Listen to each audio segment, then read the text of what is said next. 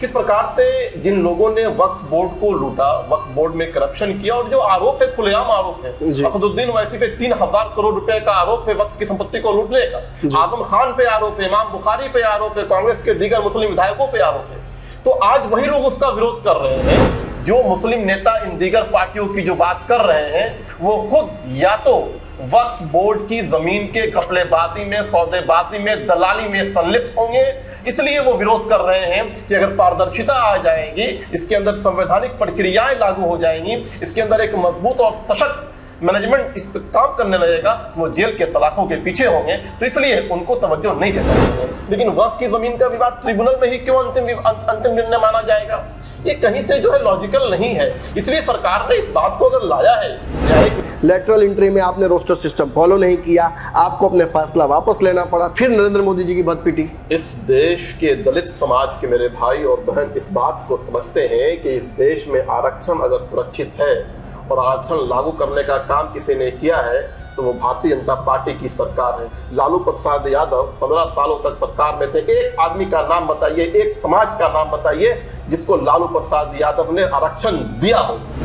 चिराग पासवान जी ने कभी विरोध नहीं किया किसी। चिराग पासवान जी सम्मानित नेता है अपने पार्टी के और हमारे एक महत्वपूर्ण और अहम सहयोगी हैं। उनकी भाषा बदली हुई नजर नहीं आ रही आपको? बिल्कुल, आपको लग रही होगी, मुझे तो नहीं लग रही है। और वो हमारे कैबिनेट के महत्वपूर्ण सहयोगी हैं, कैबिनेट मंत्रिमंडल के अंदर वो मंत्री हैं। अगर उन्हें कोई बात होगी और लोकतंत्र के अंदर अगर कोई विषय होगा, कोई विचार होंगे, तो वो जब चाहे तब प्रधानमंत्री से बात कर सकते हैं, हमारे राष्ट्रीय अध्यक्ष से बात कर सकते हैं। आपकी सरकार है, बिहार सरकार ने जो आरक्षण बढ़ाया है उसको काहे नहीं नवीन सूची में शामिल कर देते हैं? आपके पूर्व प्रदेश अध्यक्ष यहाँ जब बैठते हैं तो वो कहते हैं कि आरक्षण को कोई छू नहीं सकता, हमने जो आरक्षण दिया है उसको उसके लिए कोर्ट में लड़ेंगे। कोर्ट में क्यों लड़ेंगे? सम्राट चौधरी जी को जाके बोलना चाहिए मोदी जी को। पैनोरमा ग्रुप, जो सोचता है वो करता है।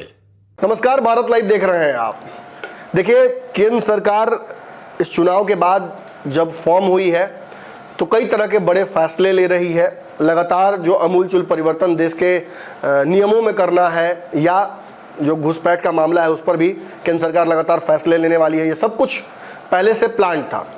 मोदी 3 में इन बड़े फैसलों को सबसे बड़ी चुनौती अगर कहीं से आ रही है तो वो एनडीए के अपने घटक दलों के द्वारा ही आ रही है। ये सभी को पता है कि नरेंद्र मोदी और बीजेपी इस बार अपने दम पर केंद्र में सरकार नहीं बनाए, बल्कि सहयोगियों के साथ मिलजुल कर बनाए हैं। कोई गलत बात भी नहीं है, गठबंधन धर्म है तो आखिर साथ मिलकर काम करना भी चाहिए। लेकिन विभिन्न मुद्दों पर जो फैसले लिए जा रहे हैं केंद्र सरकार के द्वारा, उन पर बहुत स्ट्रॉन्ग रिटेलिएशन हो रहा है।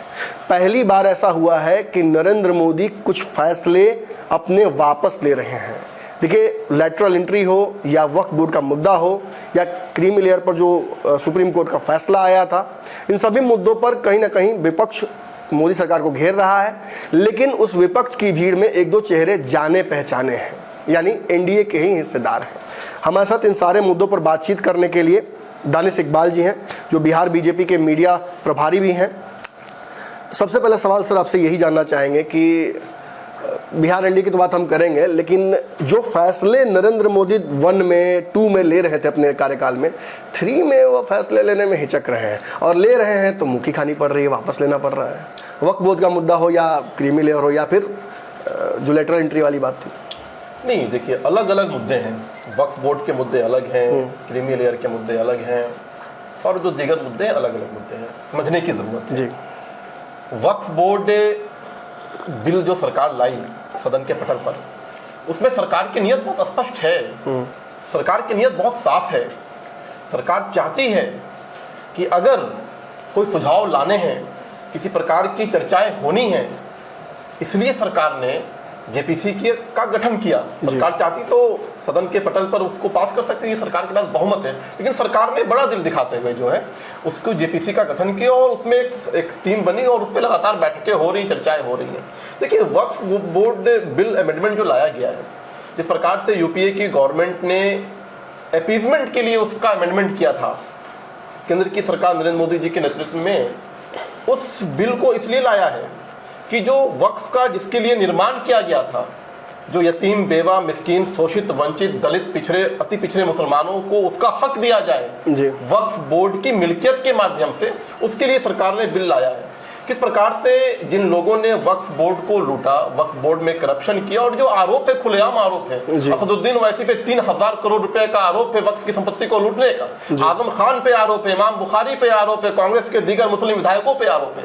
तो आज वही लोग उसका विरोध कर रहे हैं कि अगर एक अनियमितताएं जो चल रही थी, जिस प्रकार का भ्रष्टाचार चल रहा था, अगर वहां पे पारदर्शिता आ जाती है, वहां के मैनेजमेंट सिस्टम को दुरुस्त किया जाता है, तो ये लोग सलाखों के पीछे होंगे जिन लोगों ने वक्फी संपत्ति को लूटा सबसे बड़ा जो ये लोग विरोध कर रहे हैं। सबसे बड़ा जो आरोप आप पर लग रहा है, जो विपक्ष लगा रहा है, वो है सिलेक्टिव साइट का।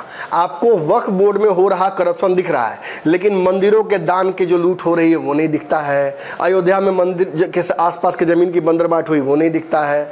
आपको हिंदू धर्म में अगर कोई भी समस्या हो, इरेगुलरिटीज हो, वो नहीं दिखता है। आपको बस केवल जो भी दिखता है मुसलमान समाज में दिखता है। मतलब आपका कहने का मतलब ये है कि जो लोग ये बात कह रहे हैं तो उनको चोरी करने दिया जाए, क्योंकि दूसरा भी चोरी कर रहा है। दोनों के लिए दोनों के लिए कानून बनाइए, दोनों के लिए कानून बनाइए कि वो चोरी कर रहा है तो मठ मंदिरों की भी जांच कराइए। इतने बड़े बड़े मठाधीश हो गए हैं, मठ मंदिर सबकी जांच होती है, सबका एक नियम कानून है, प्रबंधन है। लेकिन वक्फ बोर्ड जो है वो केंद्र सरकार के अधीन केंद्रीय वक्फ बोर्ड और राज्य सरकार के अधीन जो है राज्य का वक्फ बोर्ड जो है संचालित होता है जी। और उसके अंदर जो यूपीए की सरकार ने अमेंडमेंट किया, वो पूरी शक्ति उन लुटेरों, उन भ्रष्टाचारियों को दे दिया जो सो कॉल्ड सेकुलर अपने आप को मुस्लिम रहनुमा मानते हैं। तो इसलिए सरकार ने गरीब, यतीम, मिस्कीन, बेवा, शोषित, वंचितों को उसका हक दिया जाए, इसके लिए इस अमेंडमेंट बिल को लाया। और मुझे लगता है कि अगर 12,000 करोड़ से बढ़कर वक्फ बोर्ड की आमदनी 1 लाख करोड़ रुपए हो जाती है तो किसी को क्या आपत्ति होनी चाहिए।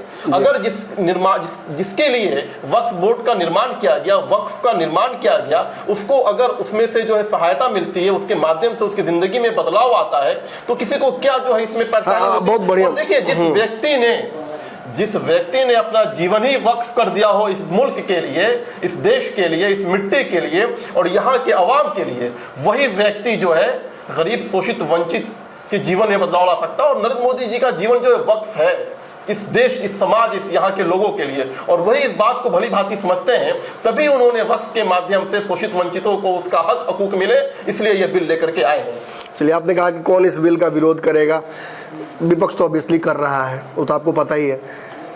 जिस वक्त आप ये सारी बातें कर रहे हैं, नीतीश कुमार कह रहे हैं हम मदरसे बनाएंगे 2100, चिराग पासवान भी वक्फ बोर्ड के मुद्दे पर ये कहते हैं कि इसमें झूठ मूठ के पढ़ने की जरूरत नहीं है, और जो उनकी पार्टी का बाकी बयान हो तो आपको पता ही है। नायडू और बाकी भी जो आपके जो गठबंधन के दल के सदस्य हैं वो भी इसी तरीके के बयान रखते हैं।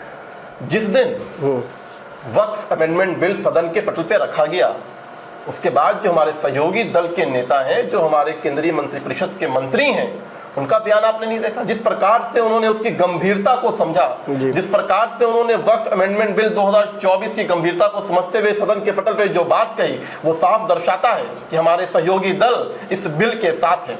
बाकी उसके बाद एक बयान दिखा दीजिए आप जनता दल यूनाइटेड की किसी नेता का, किसी अधिकृत प्रवक्ता का, चिराग पासवान जी का या उनके पार्टी के किसी अधिकृत प्रवक्ता का, जिसने इस बिल के खिलाफ बोला है। और जो मुस्लिम नेता इन दीगर पार्टियों की जो बात कर रहे हैं, वो खुद या तो वक्फ बोर्ड की जमीन के घपलेबाजी में, सौदेबाजी में, दलाली में संलिप्त होंगे, इसलिए वो विरोध कर रहे हैं कि अगर पारदर्शिता आ जाएगी, इसके अंदर संवैधानिक प्रक्रियाएं लागू हो जाएंगी, इसके अंदर एक मजबूत और सशक्त मैनेजमेंट इस पर काम करने लगेगा, तो वो जेल के सलाखों के पीछे होंगे। तो इसलिए उनको तवज्जो नहीं देता हूं मैं। तो आपको लगता नहीं कि इस मुद्दे पर सरकार थोड़ी घिर गई है, अपने लोग भी घेर रहे हैं, बैकफुट पर जाना पड़ रहा है मोदी जी को? देखिए, जिस दिन हमने इसको सदन के पटल पे लाया, उस दिन सदन में हमारे सभी सहयोगी दलों के नेताओं का, सहयोगी दलों का हमें समर्थन प्राप्त हुआ। और जिन 2-4 बिंदुओं को लेकर के जो विपक्ष हंगामा कर रहा था, ट्रिब्यूनल क्यों नहीं होना चाहिए? इस देश के अंदर सारे लोगों की जमीन, आपकी जमीन का कोई विवाद होता है तो आप सुप्रीम कोर्ट जाएंगे, हाई कोर्ट जाएंगे, लेकिन वक्फ की जमीन का विवाद ट्रिब्यूनल में ही क्यों अंतिम निर्णय माना जाएगा? ये कहीं से जो है लॉजिकल नहीं है। इसलिए सरकार ने इस बात को अगर लाया है, न्यायिक व्यवस्था को मजबूत किया, उसके अंदर अगर जिला अधिकारी एक संवैधानिक व्यवस्था होती है, अगर उसके अंदर 2 गैर मुस्लिम को लेकर के आए हैं, तो इससे पारदर्शिता आएगी। और लोकतांत्रिक देश के अंदर हिंदू और मुसलमान देख के कानून नहीं बनता है। मैनेजमेंट और बोर्ड जो है हिंदू मुसलमान मुसलमान देख के नहीं बनता है। ये इमाम का जो है मस्जिद के इमाम की नियुक्ति नहीं हो रही है कि उसे नमाज पढ़ाना है, ये एक संस्था को चलाना है और संस्था को चलाने के लिए भारत का नागरिक होना आवश्यक है और भारत का नागरिक उसके अंदर सरकार डाल रही है। ये धर्म की बातें तो शरिया तक सीमित रह सकती है ना, कानून तो वहां आता है जहां धर्म खत्म होता है। नहीं, शरिया के हिसाब से भारत में आप किसी प्रकार के कानून की कल्पना नहीं कर सकते हैं जी, चाहे वो मस्जिद की रेगुलेटरी बॉडी भी होगी या मस्जिद का लेना देना अगर संवैधानिक व्यवस्था से होगा तो भारत के लोकतंत्र के तहत ही होगा। अगर मस्जिद का रजिस्ट्रेशन होगा तो भारत के लोकतंत्र के तहत होगा, ना कि वो शरिया कानून के तहत मस्जिद की रजिस्ट्री होगी। देखिए, इस प्रकार से अगर कोई बोर्ड का निर्माण हो रहा है तो वो बोर्ड शरिया नहीं देखेगा। भारत के लोकतंत्र और संविधान जो कानून बनाया भीमराव अंबेडकर जी ने, उसके माध्यम से ही वहां पे संवैधानिक व्यवस्था लागू होगी। और जो लोग डीएम का विरोध कर रहे हैं, मुझे तो ताजुब लगता है। आप उनसे सवाल पूछिए कि क्या जिला अधिकारी इस देश की संवैधानिक व्यवस्था का हिस्सा नहीं है क्या जी? और क्या आप चाहते हैं कि इस देश के अंदर जब सच्चर कमेटी इस बात को कह रही है कि 12,000 करोड़ रुपए की आमदनी अभी हो रही है और वक्फ की संपत्ति इतनी है कि 1 लाख करोड़ से ज्यादा की आमदनी हो सकती है, तो आपको आपत्ति क्यों है? सवाल यह है मेरा। और अगर हक हकूक जो यतीम बेवा मिस्किन को मिलता है तो आपको इसमें आपत्ति क्यों है? देखिए, लोग आपके फैसले का विरोध कम कर रहे हैं, आपके मोटिव का विरोध ज्यादा कर रहे हैं। उनको लग रहा है कि भाजपा कोई स्कीम लाएगी तो मुस्लिम परस्त थोड़ी लेके आएगी, मुस्लिमों के लिए थोड़ी लेके आएगी, कुछ ना कुछ फिर परेशान करने के लिए मुस्लिमों के लिए आएगी। ये उनकी मुश्किल है, ये उनकी सोच, आपका मोटिव ऐसा नहीं, ये उनकी मुश्किल है, ये उनकी सोच है। और देखिए, मैं बार बार कह रहा हूं कि विरोध वही लोग कर रहे हैं जिन लोगों ने इस देश के अंदर वक्फ की प्रॉपर्टीज को, संपत्ति को लूटा है, चाहे वो बुखारी हो, ओवैसी हो और चाहे आजम खान जैसे लोग हों। इस देश का गरीब शोषित वंचित मुसलमान वो तो मुंह देख रहा है कि कोई सरकार ऐसी आएगी जो हमें हमारा हक दिलाएगी। और नरेंद्र मोदी जी इस देश के पहले सेकुलर प्रधानमंत्री हैं जिन्होंने बिना मजहब को देखे सामाजिक न्याय के आधार पर मुस्लिम समाज के अंदर पिछड़े अति पिछड़े दलित शोषित वंचितों को उसका हक दिलाने का काम किया इस बिल अमेंडमेंट के माध्यम से। चलिए, मुस्लिमों की बात छोड़िए, अब जो लैटरल एंट्री का मुद्दा है, ये भी तो ऐसा ही मुद्दा है। इस देश का दलित, SC ST लगातार भाजपा को देखता है तो वो इस बात से डरा रहता है कि भाजपा उसका रिजर्वेशन खत्म कर देगी। आपके मोटिव पर फिर क्वेश्चन खड़ा होता है। लेटरल एंट्री में आपने रोस्टर सिस्टम फॉलो नहीं किया, आपको अपने फैसला वापस लेना पड़ा, फिर नरेंद्र मोदी जी की बद पिटी। इस देश के दलित समाज के मेरे भाई और बहन इस बात को समझते हैं कि इस देश में आरक्षण अगर सुरक्षित है और आरक्षण लागू करने का काम किसी ने किया है तो वो भारतीय जनता पार्टी की सरकार है। लालू प्रसाद यादव 15 सालों तक सरकार में थे। एक आदमी का नाम बताइए, एक समाज का नाम बताइए जिसको लालू प्रसाद यादव ने आरक्षण दिया हो। जब जननायक कर्पूरी ठाकुर जी की सरकार बनी बिहार के अंदर, उस समय हमारे कैलाशपति मिश्र जी वित्त मंत्री हुआ करते थे और भारतीय जनता पार्टी के विधायक के समर्थन से पहली बार जो है आरक्षण दिया गया। चाहे दिल्ली के अंदर भी अगर आरक्षण देने का काम किया गया हो तो भारतीय जनता पार्टी की सरकार ने ही आरक्षण देने का काम किया हो। दलित समाज के उत्थान और उनको सम्मान देने का काम अगर किसी ने किया है तो नरेंद्र मोदी की सरकार ने ही किया है। चाहे वो रामनाथ कोविंद जी को राष्ट्रपति बनाना हो, चाहे वो आदिवासी महिला आदरणीय राष्ट्रपति जो महोदय अभी हैं उनको राष्ट्रपति बना करके सम्मान देने का काम। ओबीसी आज देश के अंदर सबसे ज्यादा अगर मंत्री इतिहास में है भारत के तो वो आज नरेंद्र मोदी की सरकार में सबसे ज्यादा ओबीसी मंत्री। राहुल गांधी जो लोग जाति जनगणना की बात करते हैं, जो लोग SC ST की बात करते हैं, उनके बात पे क्या जवाब देना जो कहते हैं कि मिस इंडिया के कंपटीशन में भी दलित उनको नहीं दिखता है। ऐसे बुद्धि आप राहुल गांधी, एक मिनट, आप केवल राहुल गांधी क्यों कह रहे हैं? आज तो चिराग पासवान ने कहा है कि पूरे देश में जातीय गणना होनी चाहिए, मांग कर दी उन्होंने, गणना होनी चाहिए। इसी बिहार के प्रदेश में तो राहुल गांधी चिराग पासवान दोनों बोलिए। इसी बिहार के प्रदेश में जहां हम और आप बैठे हैं, भारतीय जनता पार्टी ने कैबिनेट में मोहर लगाई थी नीतीश कुमार जी के साथ कि जातीय जनगणना होनी चाहिए और हमारे मोहर से ही इस बिहार के अंदर जातीय जनगणना हुई थी। जदयू के लोग आज आपके साथ है, कल बयान का उन्हीं का बयान है कि भाजपा रोकना चाहती है। नीरज कुमार ने प्रेस कॉन्फ्रेंस करके कई एजेंसियों का नाम सामने किया था जो आपसे जुड़े हुए हैं। आप बताइए, जब जातीय जनगणना कैबिनेट में पास हुआ उस समय बिहार प्रदेश के अंदर किसके समर्थन से और किसके अलायंस की सरकार चल रही तो आपकी सरकार है। बिहार सरकार ने जो आरक्षण बढ़ाया है उसको काहे नहीं नवीन सूची में शामिल कर देते हैं? आपके पूर्व प्रदेश अध्यक्ष यहाँ जब बैठते हैं तो वो कहते हैं कि आरक्षण को कोई छू नहीं सकता, हमने जो आरक्षण दिया है उसको उसके लिए कोर्ट में लड़ेंगे। कोर्ट में क्यों लड़ेंगे? सम्राट चौधरी जी को जाके बोलना चाहिए मोदी जी को कि नवीन सूची में शामिल कीजिए सीधा। एक तो बात आप तय मान लीजिए नमन जी, और स्पष्ट है इस बात में कहीं कोई गुंजाइश नहीं है कि इस देश के अंदर दलित शोषित वंचितों के उत्थान के लिए और आरक्षण के लिए किसी ने अगर खून बहाया है, किसी ने लड़ाई लड़ी है, और किसी ने सिर्फ खून और लड़ाई नहीं लड़ी है बल्कि जब जब वो सत्ता में आए हैं तब तक आरक्षण लागू करने का काम, उसको संरक्षित करने का काम, उसको आगे बढ़ाने का काम भारतीय जनता पार्टी की सरकार ने किया है। तो यही तो डर है, मारने वाले भी आप, बचाने वाले भी आप। पूछिए राहुल गांधी जी से कि उनके पिताजी क्यों विरोध कर रहे थे जी, कांग्रेस पार्टी क्यों विरोध कर रही थी। लालू प्रसाद यादव से पूछिए कि कितने व्यक्तियों को आपने आरक्षण दिया है, अपने परिवार, अपनी पत्नी, अपने बेटे के अलावा किसको आरक्षण दिया है। तो इसलिए मैं बार बार इस बात पे मैं ज्यादा इमोशनल हो जाता हूं जब आरक्षण की बात होती है और जब भारतीय जनता पार्टी पे आरोप लगाते हैं। तो भारतीय जनता पार्टी ने सच्चे मन से और वाकई में भारतीय जनता पार्टी ने दलित शोषित वंचित समाज को आगे लाने का काम किया, इसमें कहीं कोई दो राय नहीं। ठीक है, आपकी बात हम मान लेते हैं, लेकिन फिर भी भारत बंद के दिन आपके सहयोगी चिराग पासवान क्यों नैतिक समर्थन करते हैं आरक्षण के लिए? जो लोग लड़ रहे थे, भीम आर्मी हो या जो भी दलित आर्मी हो लड़ रही थी, उसके साथ चिराग पासवान क्यों नजर आते हैं? समझ में नहीं आता है वो आखिर भारत बंद किस कारण से हुआ था। जब सरकार ने स्पष्ट कह दिया, कैबिनेट ने पास कर दिया, कितनी मूर्खता। आप बताइए, आप तो बड़े वरिष्ठ पत्रकार हैं, बिहार के जाने वाले पत्रकार। तो ये बात चिराग जी को आप लोग नहीं बताए थे क्या? जब सरकार ने कैबिनेट में इस बात को पास कर दिया और उसके बाद आप रोड पे उतर रहे हैं, और कौन लोग उतर रहे थे आपने देखा? कौन लोग थे वो लोग? जी, दलित। इसलिए मुझे लगता है इस देश के अंदर जो परसेप्शन की राजनीति है, गलत फहमी फैलाने की राजनीति है।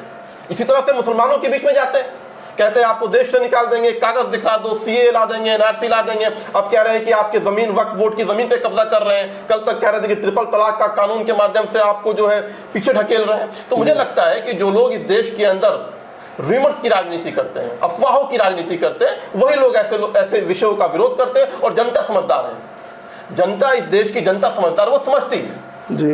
तो जनता को मालूम है कि हमारे लिए कौन सरकार जो है हितकारी है। और इस देश के दलित समाज जानते हैं कि इस देश के अंदर जब तक भारतीय जनता पार्टी की सरकार है, जब तक भारतीय जनता पार्टी इस देश के अंदर है, तब तक आरक्षण को कोई छू नहीं सकता है। एक सवाल बिहार की राजनीति में खूब तैर रहा है, आपके गठबंधन से जुड़ा हुआ है। चिराग पासवान ने एकाएक स्टैंड बदल दिया है। चिराग पासवान वक्फ बोर्ड का मुद्दा हो, क्रीमी लेयर का मुद्दा हो, लेटरल एंट्री का मुद्दा हो, हमेशा जो नरेंद्र मोदी के हनुमान थे वही नरेंद्र मोदी का विरोध करते नजर आ रहे हैं, भाजपा के स्टैंड का विरोध करते नजर आ रहे हैं। और आज तो उन्होंने ये भी कह दिया है कि जातिगत जनगणना पूरे देश भर में होनी चाहिए। तो ये तो राहुल गांधी का स्टैंड है, ये तो तेजस्वी का स्टैंड है। बीच में खबर आई कि चिराग के सांसदों को तोड़ने की बात चल रही है, आपके एक नेता लगातार उनके सांसदों को तोड़ने की कोशिश कर रहे हैं, इस पर क्या कहिएगा? हनुमान कभी आदर्श भगवान राम का विरोध कर ही नहीं सकता है। ना हमने कभी किसी को तोड़ा है, ना कभी हमारे इसमें कोई विचार है, ना कोई आस्था है, ना हम तोड़ने वाले लोग हैं, हम तो जोड़ने वाले लोग हैं। और ये भारतीय जनता पार्टी की परंपरा रही है, भारतीय जनता पार्टी का इतिहास रहा है कि भारतीय जनता पार्टी इस देश के अंदर अपने सहयोगियों को सबसे ज्यादा सम्मान देने वाली पार्टी है। भारतीय जनता पार्टी ने लगातार इस देश के अंदर अपने सहयोगियों को, चाहे उनकी क्षमता कम ही क्यों ना हो, उसके बावजूद नेता मानने का कार्य किया है, लगातार उनको आगे बढ़ाने का कार्य किया है। ये हमारा इतिहास रहा है अटल जी के समय से। और जहां तक सवाल है कि जो लोग विरोध कर रहे हैं, देखिए चिराग पासवान जी ने कभी विरोध नहीं किया किसी। चिराग पासवान जी सम्मानित नेता है अपने पार्टी के और हमारे एक महत्वपूर्ण और अहम सहयोगी हैं। उनकी भाषा बदली हुई नजर नहीं आ रही आपको? बिल्कुल, आपको लग रही होगी, मुझे तो नहीं लग रही है। और वो हमारे कैबिनेट के महत्वपूर्ण सहयोगी हैं, कैबिनेट मंत्रिमंडल के अंदर वो मंत्री हैं। अगर उन्हें कोई बात होगी और लोकतंत्र के अंदर अगर कोई विषय होगा, कोई विचार होंगे, तो वो जब चाहे तब प्रधानमंत्री से बात कर सकते हैं, हमारे राष्ट्रीय अध्यक्ष से बात कर सकते हैं। तो मुझे लगता है दानिश जी, आप दिन भर एक बात में बोलने दीजिए। दानिश जी, पूरे दिन आप मीडिया के लोगों के साथ ही रहते हैं। मैं मान नहीं सकता हूं कि आप तक ये खबर नहीं पहुंची होगी कि भाजपा उनके 3 सांसद तोड़ लेगी, ऐसी खबरें लगातार चल रही हैं। क्या इस खबर का खंडन आप कर रहे हैं? क्या कर रहे हैं? मीडिया के लोग इस तरह की अफवाहों को चलाना बंद करें। लगातार आप लोगों ने तोड़ने जोड़ने की बात करते रहते हैं, लेकिन कहीं से सच्चाई आप खंडन कर दिए ना, कौन तोड़ रहा है? आप खंडन कर दीजिए कि नहीं तोड़ेंगे हम। 100% नहीं तोड़िएगा। क्यों तोड़ेंगे? लिख के दे रहे हैं कि नहीं तोड़ेंगे। क्यों तोड़ेंगे? कभी हमने ना तोड़ा है, ना तोड़ने की कोशिश करते हैं। नहीं, तोड़ा तो है आपने, महाराष्ट्र से लेकर कई जगहों पर। अब हाल ही में आप झारखंड में खेल करने वाले थे चंपई सोन के साथ। वाले लोग हैं, हम जोड़ते हैं अपने कुंभा को बढ़ाते हैं। हाँ भाई, उधर से तोड़ के जोड़ लीजिएगा इधर। अपने देखिए, नहीं, जो लोग हमारे यहाँ आते हैं हमारी विचारधारा में आस्था रख के, हमारे नेतृत्व को जो है मान करके वो आते हैं, तो हम जोड़ते हैं, तोड़ते नहीं। और जहां तक सवाल ही नहीं, कांग्रेस के कितने नेता आपके यहाँ जाकर बैठे हुए हैं, आप कह रहे हैं कि जोड़ने में विश्वास रखते हैं। कांग्रेस के नेता अगर हमारे यहाँ आए हैं, अगर वो भारतीय जनता पार्टी की विचारधारा में अपनी आस्था रखते हुए हमारे नरेंद्र मोदी जी के शीर्ष नेतृत्व, राष्ट्रीय अध्यक्ष जेपी नड्डा जी के नेतृत्व में अपने जो है विचार को उनको मानते हुए, उसमें आस्था रखते हुए, और नरेंद्र मोदी का जो विजन है, जो काम हम कर रहे हैं, उसमें अगर वो उसमें अपनी सहभागिता अगर जताने के लिए वो आते हैं तो स्वागत है। लेकिन जो आप आरोप लगा रहे हैं, जो बेबुनियाद बात है, पूरी तरह से निराधार बात है, ऐसा कहीं नहीं है। चिराग जी हो, नीतीश जी हो, चंद्रबाबू नायडू जी हैं, ये सब हम लोगों के सम्मानित लोग हैं। और देखिए, हम सबका विजन एक है। नरेंद्र मोदी जी के डेवलपमेंट के विजन को लेकर के चिराग जी, नीतीश जी, चंद्रबाबू नायडू जी, ये सब एक साथ चल रहे हैं और एक ही विजन है कि कैसे देश को आगे ले जाया जाए। और सबसे जो पिछड़े पायदान के जो लोग हैं, शोषित, वंचित, दलित, पिछड़े, अति पिछड़े, पासमानदा लोग हैं, उनको कैसे मुक्त धारा में जोड़ा जाए, इसी के लिए हम सब एक साथ हैं। तो इस तरह की बातें करना कि तोड़ रहे हैं, जो बेमानी है, लगता है बेमानी है, बेबुनियाद है, बिल्कुल निराधार है। दो बातों पर दर्शकों को मैं थोड़ा सा आप अश्योर कर दीजिए। एक कि आप उनके सांसद नहीं तोड़ रहे हैं, दूसरा चिराग पासवान बदले नहीं है।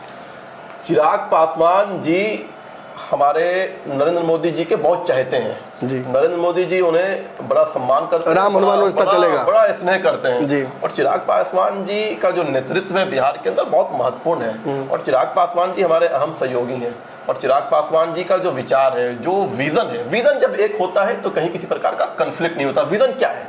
विजन है कैसे देश को लेकर आगे जाना है, कैसे पिछड़े समाज को लेकर के आगे जाना है। जब विजन एक होता है तो कहीं किसी प्रकार की कोई परेशानियां नहीं होती। लेकिन हाँ, अगर कोई उनके पार्टी का कोई छोटा नेता, कोई विधायक, कोई कुछ बोल देता है, जदयू के एक विधायक हैं, वो चुनाव से पहले भी लगातार बोलते रहते थे, आज भी बोलते रहते हैं, क्या होगा, हमारे संबंध खराब हो गए क्या? देखिए, ये अपवाद है, वो अपवाद है, लोकतंत्र है। लोकतंत्र के अंदर एक पार्टी के अंदर अलग विचारधारा हो सकती है। तो ये तो दो दल हैं, दो दल का अगर कोई नेता कुछ बोल देता है, महत्व ये रखता है कि चिराग पासवान क्या बोलते हैं, महत्व ये रखता है कि उनके अधिकृत प्रवक्ता क्या बोलते हैं। मैं बहुत सम्मान के साथ चिराग पासवान जी जो है हमारे सम्मानित नेता हैं और हमारे सहयोगी हैं और वो पूरी तरह से हमारे साथ हैं। कोई उनका सांसद नहीं तोड़ रहा है? नहीं, ये तो पता नहीं आप कहां से बोल रहे हैं, मुझे समझ में नहीं आ रहा है ऐसी बात। एक अंतिम सवाल है, चिराग पासवान ने एक सार्वजनिक पत्रकारों से बातचीत में ये कहा कि अब हमारे एनडीए के सहयोगी नहीं है पशुपति पारस। अगले दिन आपके बिहार प्रदेश के अध्यक्ष जाकर पशुपति पारस से मिलते हैं, क्या मैसेज देना चाह रहे हैं आप लोग? मिलने के लिए तो आप विपक्ष के नेता से ही मिल सकते हैं, किसी से मिल सकते हैं। तो आपके ही एक्शंस और बयान क्वेश्चनेबल है, इसलिए कहीं ना कहीं सवाल खड़े होते हैं। किसी से मिलने में भी आप राजनीति दिखला रहे हैं, राजनीति। तो एनडीए के सहयोगी हैं पशुपति पारस ना? किसी से मिलने के लिए वो पशुपति पारस जी पूर्व केंद्रीय मंत्री हैं, एनडीए के साथी रहे हैं या हैं आज भी हैं। तो चिराग पासवान कह रहे नहीं है, कहीं वो गए नहीं ना। चिराग पासवान कह रहे नहीं है, पशुपति जी कहीं गए हैं क्या? नहीं, बिल्कुल नहीं गए, जैसे पहले थे आज भी वैसे हैं जी। तो अगर किसी से शिष्टाचार मुलाकात होती है तो मुझे लगता है कि इतने राजनीतिक स्तर जो है हम लोगों का नीचे नहीं गिरा है अभी। हम लोग एक दूसरे को सम्मान करते हैं, एक दूसरे को साथ लेके चलते हैं। विपक्ष के नेताओं के साथ भी हमारा चिराग जी को भ्रम है, चिराग जी को भ्रम है, ने तो कुछ बोला ही नहीं है, पता नहीं आप। उन्होंने कहा है कि वो एनडीए का हिस्सा नहीं है पशुपति पारस। मैं उनका चर्चा नहीं करूंगा। नहीं बोला है। सुनील पांडे जब भाजपा ज्वाइन किए थे तो ये बात उन्होंने कहा था एयरपोर्ट पे ही। सुनील पांडे जी का विचार था कि वो भारतीय जनता पार्टी में आना चाहते हैं, भारतीय जनता पार्टी ने स्वागत किया है जी। इतनी सी बात, कोई भी बात नहीं। देखिए, एक तरफ बिहार में लगातार हो रही चर्चाएं, दूसरी तरफ इनका स्पष्टीकरण उन्होंने साफ तौर पर कहा है कि एनडीए में कोई विवाद नहीं है। चिराग पासवान पहले भी नरेंद्र मोदी के हनुमान थे, आज भी हनुमान है। और जो उनके सांसदों के टूटने की या तोड़ने की भाजपा द्वारा बातचीत चल रही है वो पूर्णतः निराधार है। एनडीए एकजुट है और पशुपति पारस भी उसके हिस्सा है। आगे चल के विभिन्न सवालों का जवाब लगातार हम इनसे लेते रहेंगे, फिर मुलाकात होती रहेगी। फिलहाल आज की इस कड़ी में इतना ही, धन्यवाद। पनोरमा ग्रुप, जो सोचता है वो करता है। अगर ये वीडियो पसंद आई और वह बिहार के राजनीति और बिहारियत से सरोकार रखेनी तो सब्सक्राइब बटन दबा के चैनल के सब्सक्राइब कर ली। ओजे एगो घंटी बा, ओकरा बटन दबा देला से कुल सटीक और मारक खबर रुआ मुफ्त में मिल जाई। अगर रुआ पत्रकारिता के हमनी के नया प्रयोग में सहयोग कर चाहतानी तो ज्वाइन बटन दबा दी। पेटीएम नंबर नोट कर ली 9386816700। धन्यवाद।